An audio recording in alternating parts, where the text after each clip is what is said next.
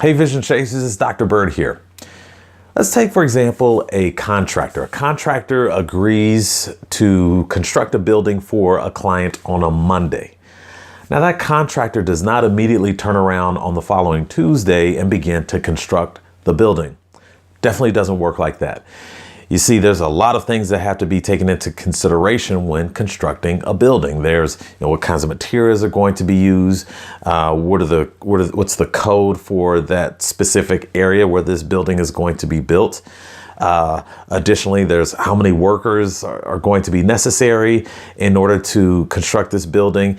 And definitely when a client is paying for a building to be built, they have expectations about the date that building is going to be complete. So there's so much to take into consideration before even starting to construct this building.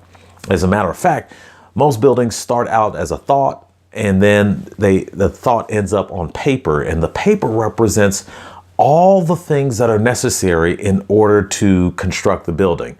So what the contractor is doing when they put all of this down on paper is they are taking into consideration the full cost of constructing that building.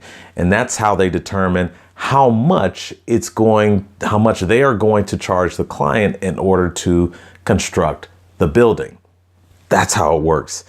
Now, if the contractor were to just immediately start building, they may find that they will find that it's very, very, very difficult to do it that way because they have no idea of what's going to come their way or how much it's actually going to cost from day to day trying to construct that building without any plans.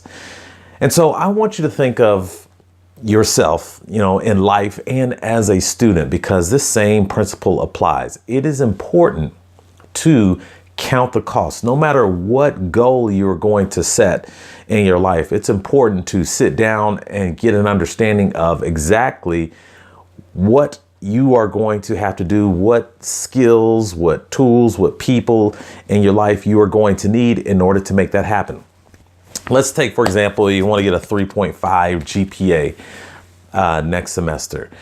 Well, if you've not done that before, it's going to be important to definitely have someone in your life, a responsible adult in your life, to help coach you up and help you do the things you're going to need to do in order to attain that 3.5 GPA, which is definitely attainable.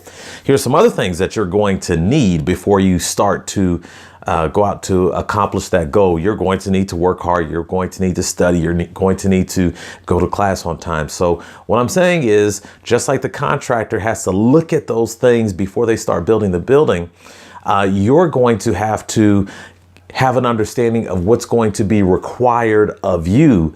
When you set a goal such as the 3.5 GPA, you have to have an understanding that those things are going to be necessary, and you have to be willing to pay that price.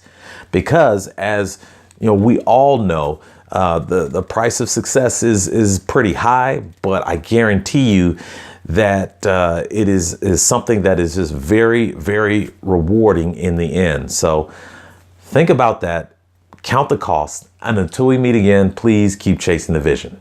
Bye.